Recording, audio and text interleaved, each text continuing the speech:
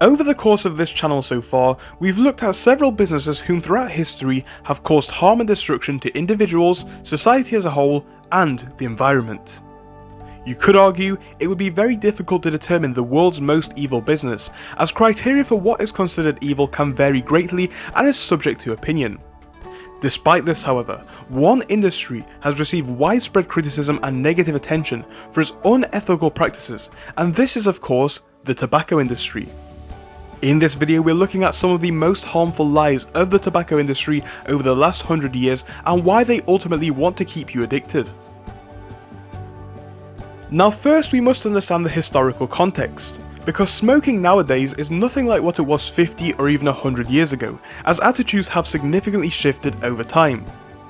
Up until the 1960s and 70s, for example, many cigarette advertisements portrayed smoking as a sign of sophistication, independence and glamour. And one could downplay this. After all, they could not have known the effects of smoking, right? Well, that's not so true, as despite popular public belief, the first clinical observations of smoking were brought to light in the 1920s and 30s, and to be honest though, this data wasn't really too significant at the time. We can clearly look back with retrospect and say this was correct, but at the day, the general consensus was still that the so-called benefits of smoking outweighed the downsides. But where things started to become really obvious though was in the 1950s and 60s, where solid evidence started to be discovered linking smoking to cancer and other ailments and diseases which we would associate with today. So clearly risks associated with smoking have been well known since mid last century, but there's one big problem with this.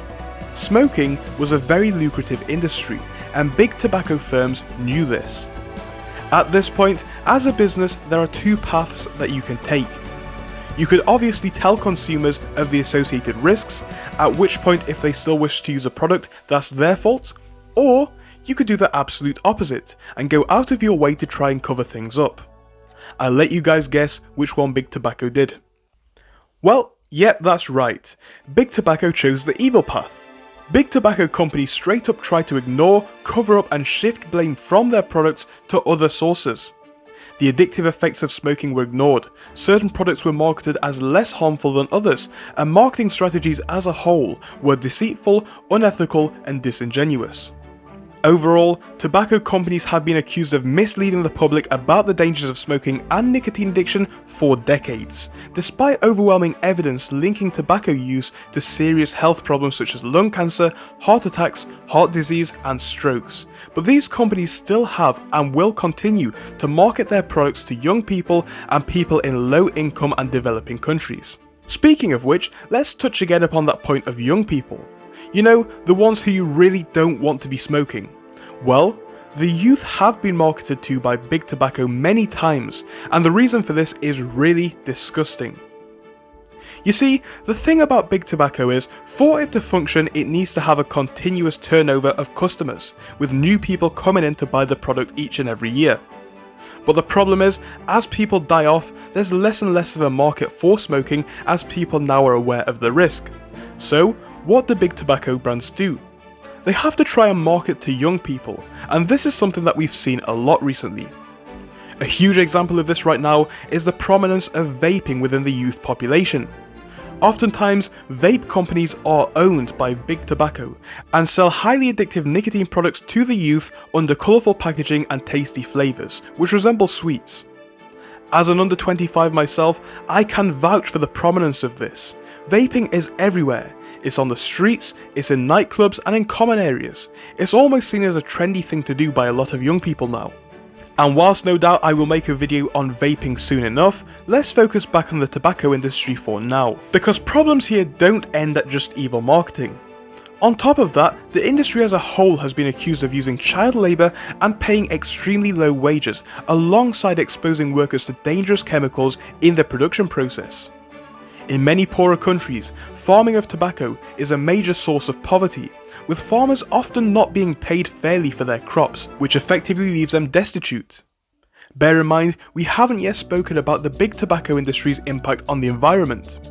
Tobacco farming requires a lot of water, pesticides and fertilizers, which can ultimately lead to soil degradation and water pollution. And that isn't even taking into account the disposal of cigarettes, which continues to be a huge source of environmental pollution. And as of today, cigarette butts are one of the most commonly found forms of litter on the surface of the planet. So there you have it, the tobacco industry, an industry with a long history of unethical practices, from misleading the public about dangers of smoking to exploiting workers and damaging the environment. And despite efforts from governments and public health organisations to regulate the industry, the use of tobacco continues, and the industry generates massive profits year over year at the expense of human life. And we've only just glanced upon the new approach of tobacco companies marketing to young people through vapes. Honestly, the fact that tobacco is even an industry in the modern day is shocking enough to begin with.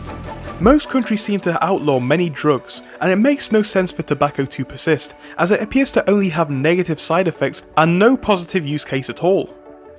So what do you think to the way that the tobacco industry operates? I'd love to hear your thoughts on this in the comments section, and I hope you enjoyed this video. I've been trying to publish a new video every single day. They are quite short because of that, but hopefully they are still of adequate quality. If you enjoy, of course make sure to subscribe, but that's it for this one.